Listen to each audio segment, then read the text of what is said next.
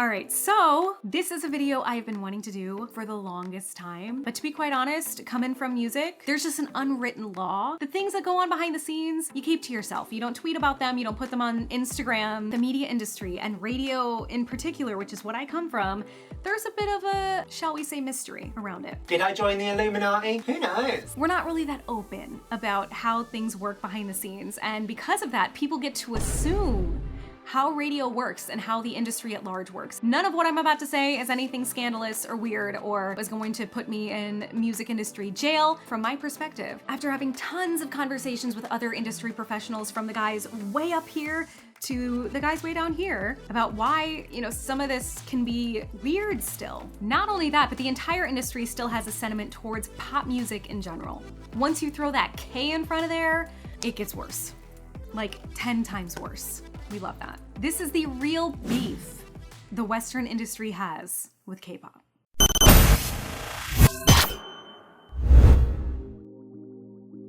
Well, hello everybody, welcome back to the channel. My name is Brooke Morrison. I am a former radio personality, a current record label person working in Los Angeles, California, meaning I have been in the industry for about 12 years now, between my very first internships to now. It's been a while.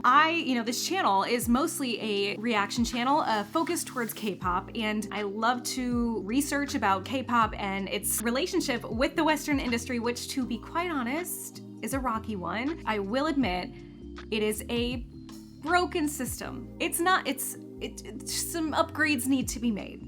Let's just say it like that. A lot of the processes behind the scenes are less insidious than you would think, and it just has to do with old ways of thinking that unfortunately mostly help groups and artists who are signed to Western labels. With all of that being said, and with the spirit of transparency, let's get into number one. That is going to be priorities. So label and radio reps are going to spend their time and resources on artists that they're going to get a return on. I've spoken about this before when it comes to the 21 and up parties that Hybe threw in Las Vegas. No record label or company in general is going to plan something of this kind without doing the research and looking at the analytics beforehand. They have a team for that. Because the number one thing that companies hate to do is spend money that is unnecessary or to invest in something that is not going to give them an ROI. They're not going to throw these parties unless they already know that they have plenty of fans that are going to show up. Like, the majority of their fandom is now probably over the age of 21. They're going to do the research. They're going to see the stats behind the scenes. They're going to put effort into finding out if those parties are going to be worth throwing. And it's going to be the same thing when it comes to Western record labels. Those teams are likely very, very small. And of course, only have 24 hours in a day to do what they have to do, to bring artists around to radio stations, to media outlets across the country, to do small shows, or to sit with other journalists who are going to do a feature on them for a magazine. Anything promotional has to also fit into not only those artists, those 24 hours, but also the reps' 24 hours. A lot of those things are going to be chaperoned. And no, that does not mean that they're never going to allow these grown adults to be out alone. All it does is help them kind of manage their brand and their image. You want to have somebody there who's going to watch over all of these things happening in case something goes very, very wrong. You have somebody there to correct it immediately. You're not going to leave your entire brand in the hands of just the artist without having the rest of their team around. It's just not how it works. And you know what? Some of these Western labels have hundreds of artists. That is not an exaggeration. Some of them, the larger ones, have hundreds and hundreds of artists. The artists whose success might get them that promotion or that merit bonus at the end of the year. Those are the ones that they're going to be pouring their hearts, their souls, their time, their energy into. Which leads me to my second little bullet point under priorities. K-pop artists are most likely only signed to distribution deals under Western labels, meaning they're not fully backed by the labels whose homes are here in the States. The labels just don't feel 100% ownership of that group or that artist and what they're doing. This essentially means that while all other artists that are signed directly to that label get management and PR and all the other things under the sun, artists that are only signed to distribution deals kind of only get the distribution part of it, which is still great if your main label is unfamiliar with the market that you would like to sell in. Their efforts are going to go most likely to the artists that they have a little bit more stock in, that their responsibilities are immediately linked to, both financially and in terms of getting that investment back. So the example that I love to use here is BTS signing with Scooter Braun's management company. This was an incredibly smart move for them. Whether or not you like Scooter Braun or even they like Scooter Braun as a person, who knows if they really do, or if, you know, that's a nice kind of marriage between the two, but business-wise, amazing move. Now they have an in-market company that has a stake in HYBE's artist success. Therefore, they're going to allot resources, employees, promotional vehicles into their yearly necessities. And ultimately, these artists will end up being included in their goals. But another example, a smaller example, is Monsta X being signed to Gramophone, which is a PR company that is based here in the West. I think they're based out of New York or something, which means that anytime that they come here, they have a group of people whose job is to make sure that they're getting those promotional opportunities and hopefully reaching out to everybody under the sun to get them those interviews. If you are a part of a company who doesn't have a kind of third-party collaboration or deal with a Western label or with a Western PR agency or management team, you might not be getting the same opportunities, and that is just the name of the game. So let's move on to number 2. Which is kind of my favorite one out of this. I think it explains a lot while still kind of being very vague. And a lot of people don't really know this is happening behind the scenes, but it is misunderstandings, language barriers, and cultural differences. So as much as we like to think that we have outgrown this, because we hope that there are enough people who speak Korean or are of Korean descent working in the media industry, which, believe me, there are plenty, but it needs to get better always. This is still very much a problem that I was kind of surprised to learn about the more that I got into K-pop when I moved back to LA from Miami. So it could be a lot of things. Like, not only do you still probably need a translator when speaking to these groups, whenever you are a media professional here or an interviewer, it definitely adds an extra step that you won't normally have to do with a Western or English speaking artist. But you might have to send questions ahead of time. That's something that happens quite a bit. Sending questions ahead of time for an interview, especially with a K-pop artist, 100% happens. And again, it is an extra step that you don't necessarily need to take when you're talking to somebody who is speaking English. That it's a reality. And let me throw in a caveat here, because this definitely happens with big name Western artists as well. Taylor Swift and Beyonce are gonna be perfect examples.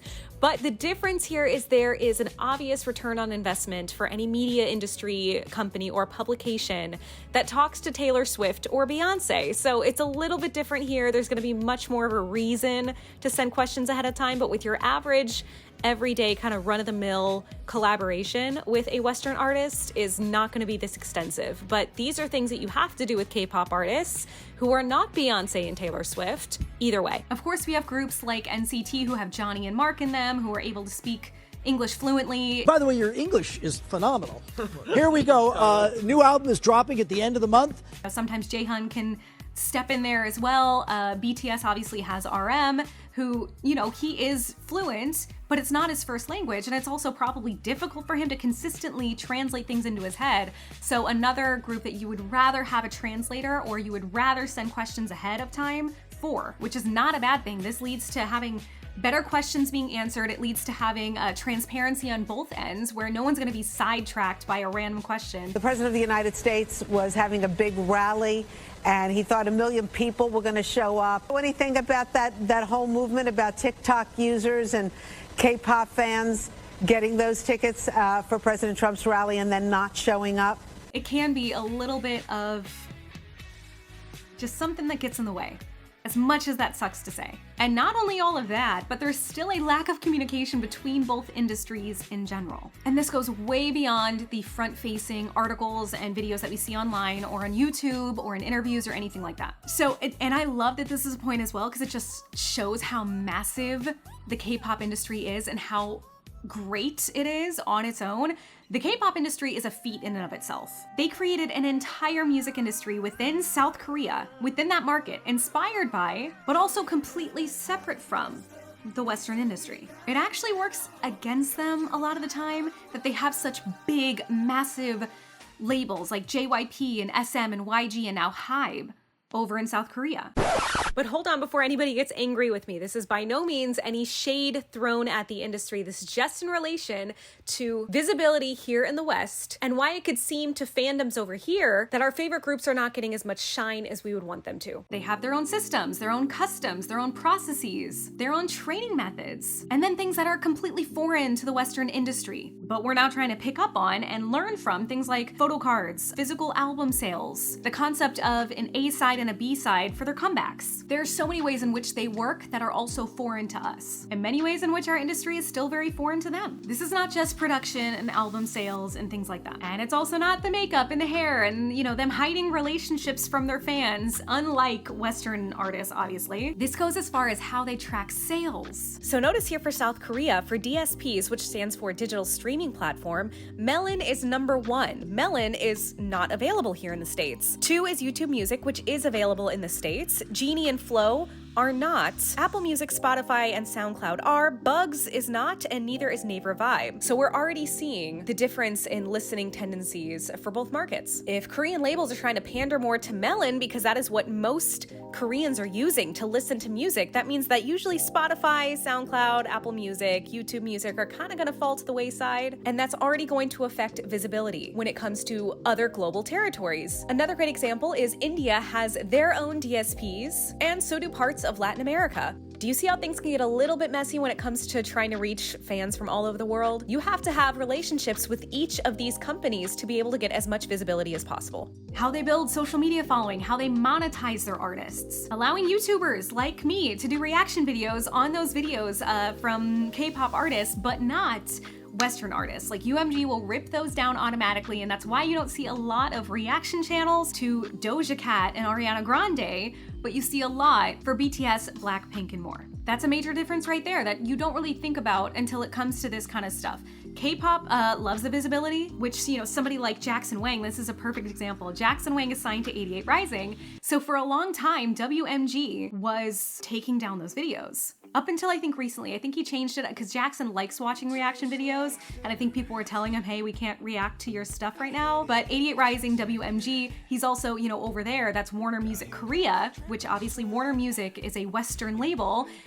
They were taking down his stuff for a while. That's a perfect example of that difference right there. Contractual obligations, how much they pay their artists for things like partnerships versus what the industry standard is here, and much, much more. And all of this means when K-pop labels are trying to negotiate with Western labels or Western companies in general, things can get really confusing and really messy. Which leads me to my last point under this umbrella. Korean labels like to hire Koreans or somebody who speaks Korean fluently to work under these labels. This is unfortunately, it can be a barrier between K-pop and the West. This means that somebody who might actually understand the Western market because they might have been born or raised here, but can't really speak Korean fluently, but still also understands the Korean market through study, something like that, and probably could give some much needed insight to K-pop and how to interact with Western media and things like that. And again, it's not just, oh, hi, how are you? Everybody can interact with Western media. It's much deeper. It's the negotiations, it's the contractual things, it's interviewing. They're essentially kept out of the space altogether. And don't get me wrong here. I'm not saying that the K-pop industry needs Westerners to work within it to be successful. That is far from what I'm saying. This point matters because the industry changes so incredibly rapidly. Not just year to year, but sometimes month to month, week to week, and day to day. If you're based on a market, things just get a little bit harder. It is changing. Believe me, it is changing slowly. I do know a few people who are from the West who work for these labels, but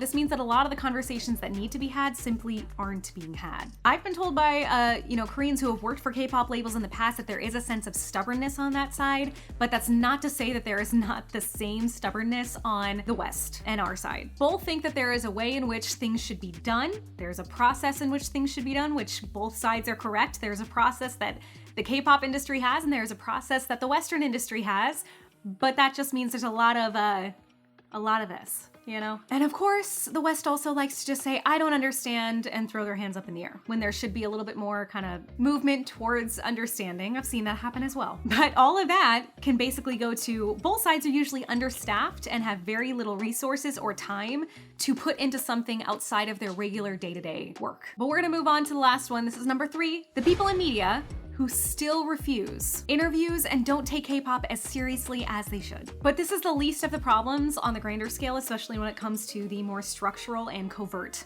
problems. And believe me, I could make an entirely separate video on the misogyny and racism that happens within the music industry at large. I am by no means glossing over the problems that are caused by people who still align themselves with really just outdated and horrible mindsets. The United Nations General Assembly kicked off this morning in New York City, and it started with some pretty unusual visitors. BTS. Historic moment. It actually marks the first time 15-year-old girls everywhere found themselves wishing that they were Secretary General Antonio Guterres.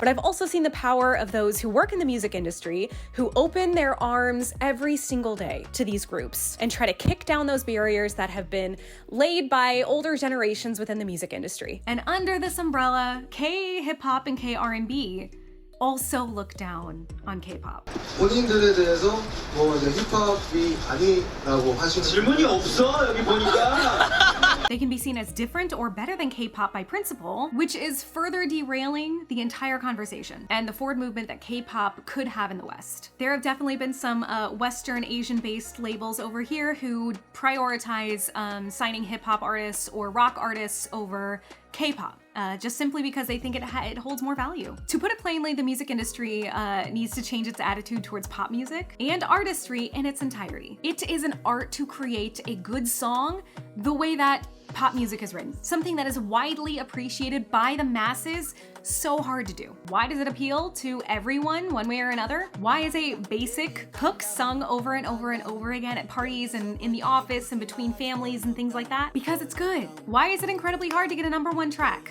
And further, why are there 15 songwriters for an Ariana Grande song? Pop music is hard to write. It is. Once you shift your perspective on pop music, the entire world changes. And again, this is also coming from somebody who played the clarinet for 10 years, okay? Labelle Helene, fire. Variations on a Korean folk song, which is basically the same hook over and over again, played in different ways with different vibes to it, also fire. We just all need to get it together and stop being a hater and appreciate music for what it is. I definitely think that once we're able to kind of look past the whole pop thing, which again is it's still a big deal in the Western industry. Like the Western industry still looks at pop a certain kind of way. Just throw in the K in front of it, like I said before, it just makes it so much worse, which is so sad. But if you have anything to add to the 3 points that I made in this video, please feel free to comment below. If you also work in the media industry or work in K-pop and you have something to say, please let me know. This is always a learning process for me. I love it. This is just from my perspective and the conversations that I have had within the music industry. So before you hate on K-pop and pop music, okay,